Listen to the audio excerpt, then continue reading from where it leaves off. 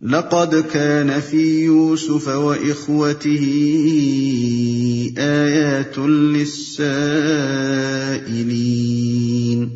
حقیقت یہ ہے کہ یوسف اور اس کے بھائیوں کے قصے میں ان پوچھنے والوں کے لیے بڑی نشانیاں ہیں۔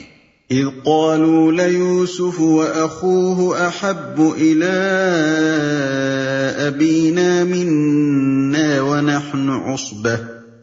ونحن عصبة إن أبانا لفي ضلال مبين۔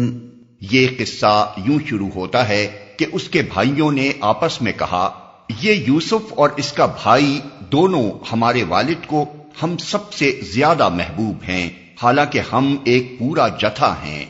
سچی بات یہ ہے کہ ہمارے ابا جان بالکل ہی بہک گئے ہیں۔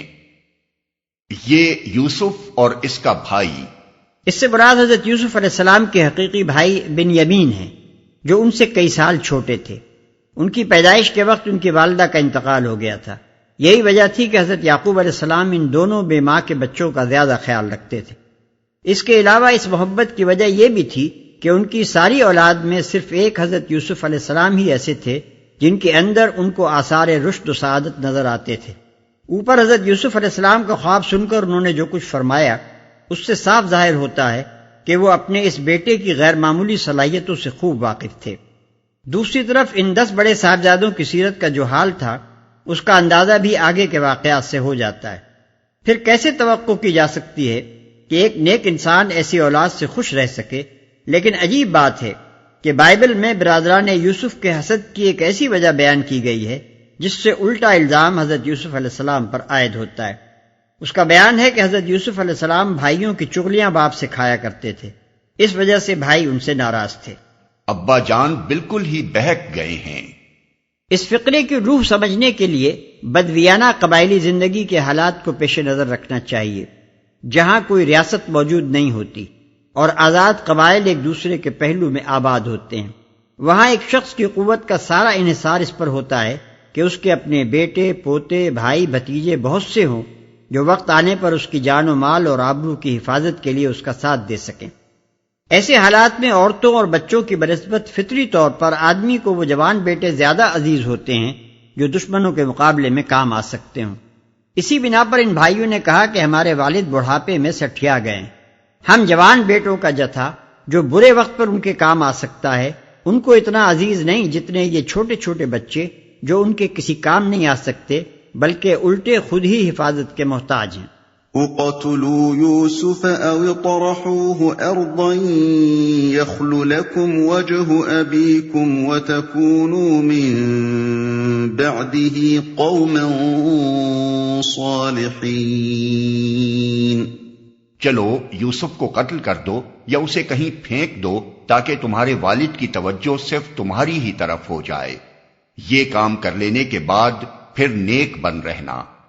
یہ فقرہ ان لوگوں کے نفسیات کی بہترین ترجمانی کرتا ہے جو اپنے آپ کو خواہشات نفس کے حوالے کر دینے کے ساتھ ایمان اور نیکی سے بھی کچھ رشتہ جوڑے رکھتے ہیں۔ ایسے لوگوں کا قاعدہ یہ ہوتا ہے کہ جب کبھی نفس ان سے کسی برے کام کا تقاضا کرتا ہے تو وہ ایمان کے تقاضوں کو ملتوی کر کے پہلے نفس کا تقاضا پورا کرنے پر تل جاتے ہیں، اور جب ضمیر اندر سے چٹکیاں لیتا ہے تو اسے یہ کہہ کر تسلی دینے کی کوشش کرتے ہیں کہ ذرا صبر کر، یہ ناگزیر گناہ جس سے ہمارا کام اٹکا ہوا ہے کر گزرنے دے، پھر انشاءاللہ ہم توبہ کر کے ویسے ہی نیک بن جائیں گے جیسا تو ہمیں دیکھنا چاہتا ہے۔ قال قائل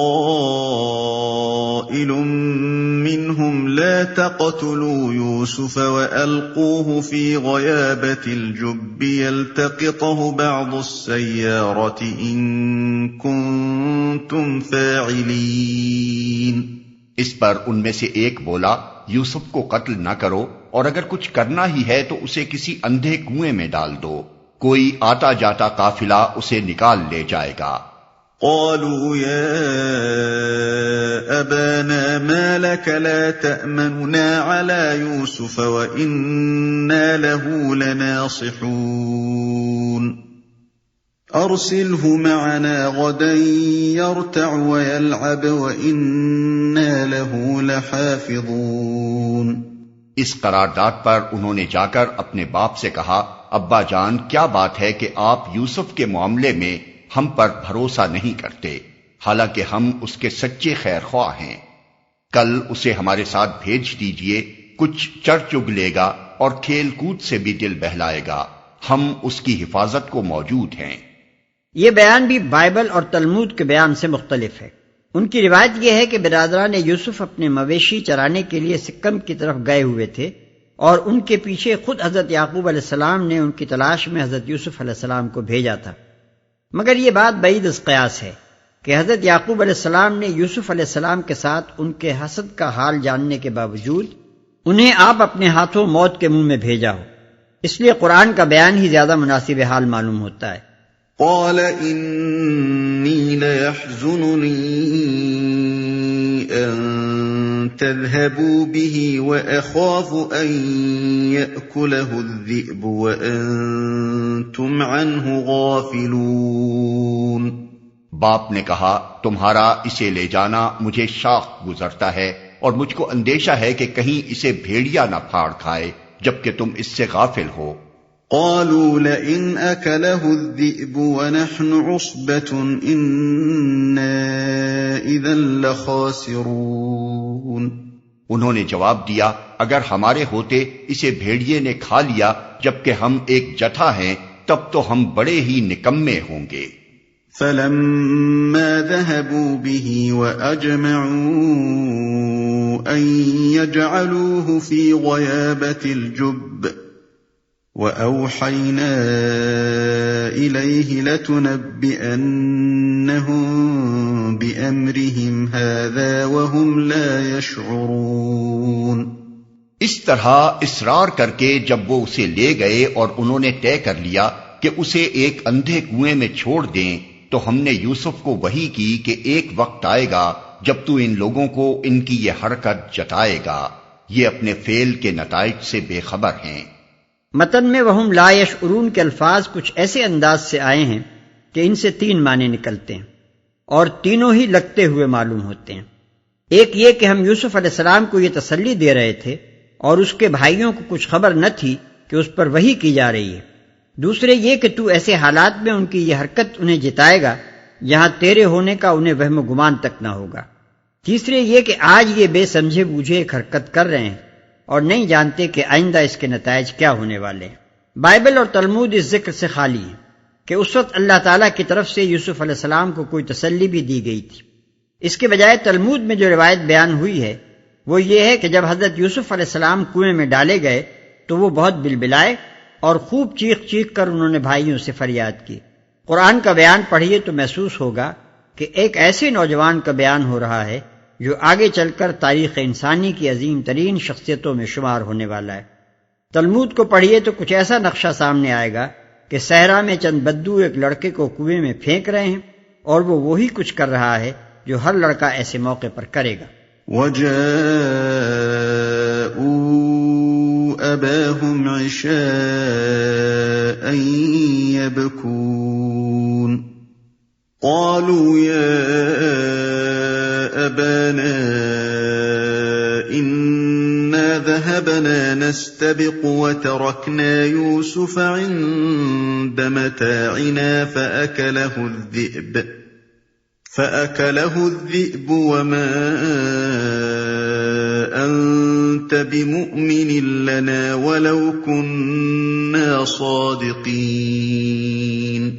شام کو وہ روتے پیٹتے اپنے باپ کے پاس آئے اور کہا ابا جان ہم دوڑ کا مقابلہ کرنے میں لگ گئے تھے اور یوسف کو ہم نے اپنے سامان کے پاس چھوڑ دیا تھا کہ اتنے میں بھیڑیا آ کر اسے کھا گیا۔ آپ ہماری بات کا یقین نہ کریں گے چاہے ہم سچے ہی ہوں۔ وَجَاءُوا عَلَى قَمِيصِهِ بِدَمٍ كَذِبٍ قَالَ بَلْ سَوَّلَتْ لَكُمْ أَنفُسُكُمْ أَمْرًا فَصَبْرٌ جَمِيلٌ وَاللَّهُ الْمُسْتَعَانُ عَلَى مَا تَصِفُونَ۔ اور وہ یوسف کے قمیص پر جھوٹ موٹ کا خون لگا کر لے آئے تھے۔ یہ سن کر ان کے باپ نے کہا بلکہ تمہارے نفس نے تمہارے لیے ایک بڑے کام کو آسان بنا دیا، اچھا صبر کروں گا اور بخوبی کروں گا۔ جو بات تم بنا رہے ہو اس پر اللہ ہی سے مدد مانگی جا سکتی ہے۔ اچھا صبر کروں گا اور بخوبی کروں گا۔ متن میں صبر جمیل کے الفاظ ہیں جن کا لفظی ترجمہ اچھا صبر ہو سکتا ہے۔ اس سے مراد ایسا صبر ہے جس میں شکایت نہ ہو، فریاد نہ ہو، جزا فضا نہ ہو، ٹھنڈے دل سے اس مصیبت کو برداشت کیا جائے جو ایک عالی ظرف انسان پر آ پڑی ہو۔ اس پر اللہ ہی سے مدد مانگی جا سکتی ہے۔ بائبل اور تلمود یہاں حضرت یعقوب علیہ السلام کے تاثر کا نقشہ بھی کچھ ایسا کھینچتی ہیں جو کسی معمولی باپ کے تاثر سے کچھ بھی مختلف نہیں ہے۔ بائبل کا بیان یہ ہے کہ تب یعقوب علیہ السلام نے اپنا پیراہن چاک کیا اور ٹاٹ اپنی کمر سے لپیٹا اور بہت دنوں تک اپنے بیٹے کے لیے ماتم کرتا رہا۔ اور تلمود کا بیان ہے کہ یعقوب بیٹے کا قمیص پہچانتے ہی اوندھے منہ زمین پر گر پڑا اور دیر تک بے حس و حرکت پڑا رہا، پھر اٹھ کر بڑے زور سے چیخا کہ ہاں یہ میرے بیٹے ہی کا قمیص ہے، اور وہ سالہ سال تک یوسف کا ماتم کرتا رہا۔ اس نقشے میں حضرت یعقوب علیہ السلام وہی کچھ کرتے نظر آتے ہیں جو ہر باپ ایسے موقع پر کرے گا، لیکن قرآن جو نقشہ پیش کر رہا ہے اس سے ہمارے سامنے ایک ایسے غیر معمولی انسان کی تصویر آتی ہے جو کمال درجے بردبار و باوقار ہے۔ اتنی بڑی غم انگیز خبر سن کر بھی اپنے دماغ کا توازن نہیں کھوتا، اپنی فراست سے معاملے کی ٹھیک ٹھیک نوعیت کو بھانپ جاتا ہے کہ یہ ایک بناوٹی بات ہے جو ان حاسد بیٹوں نے بنا کر پیش کی ہے، اور پھر عالی ظرف انسانوں کی طرح صبر کرتا ہے اور خدا پر بھروسہ کرتا ہے۔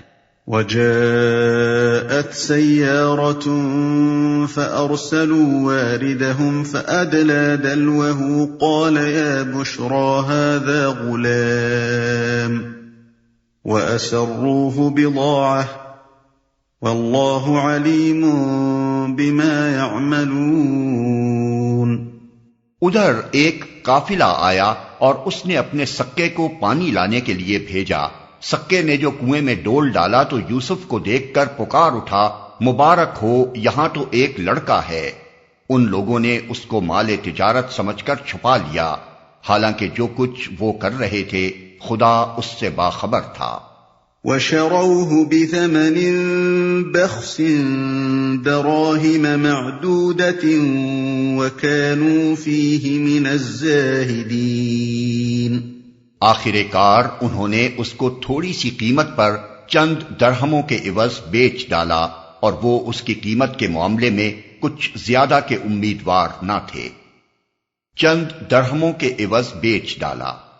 اس معاملے کی سادہ صورت یہ معلوم ہوتی ہے کہ برادران یوسف حضرت یوسف علیہ السلام کو کنویں میں پھینک کر چلے گئے تھے، بعد میں قافلے والوں نے آ کر ان کو وہاں سے نکالا اور مصر لے جا کر بیچ دیا۔ مگر بائبل کا بیان ہے کہ برادران یوسف نے بعد میں اسماعیلیوں کے قافلے کو دیکھا اور چاہا کہ یوسف علیہ السلام کو کنویں سے نکال کر ان کے ہاتھ بیچ دیں، لیکن اس سے پہلے ہی مدین کے سوداگر انہیں کنویں سے نکال چکے تھے۔ ان سوداگروں نے حضرت یوسف علیہ السلام کو 20 روپے میں اسماعیلیوں کے ہاتھ بیچ ڈالا۔ پھر آگے چل کر بائبل کے مصنفین یہ بھول جاتے ہیں کہ اوپر وہ اسماعیلیوں کے ہاتھ حضرت یوسف علیہ السلام کو فروخت کرا چکے ہیں، چنانچہ وہ اسماعیلیوں کے بجائے پھر مدین ہی کے سوداگروں سے مصر میں انہیں دوبارہ فروخت کراتے ہیں۔ ملاحظہ ہو کتاب پیدائش باب 37 آیت 25 تا 28 و آیت 36۔ اس کے برعکس تلمود کا بیان ہے کہ مدین کے سوداگروں نے یوسف علیہ السلام کو کنویں سے نکال کر اپنا غلام بنا لیا۔ پھر برادران یوسف نے حضرت یوسف علیہ السلام کو ان کے قبضے میں دیکھ کر ان سے جھگڑا کیا۔ آخر کار انہوں نے 20 درہم قیمت ادا کر کے برادران یوسف کو راضی کیا۔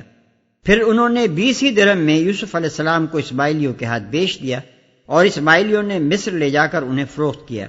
یہیں سے مسلمانوں میں یہ روایت مشہور ہوئی ہے کہ برادران یوسف نے حضرت یوسف علیہ السلام کو فروخت کیا تھا، لیکن واضح رہنا چاہیے کہ قرآن اس روایت کی تائید نہیں کرتا۔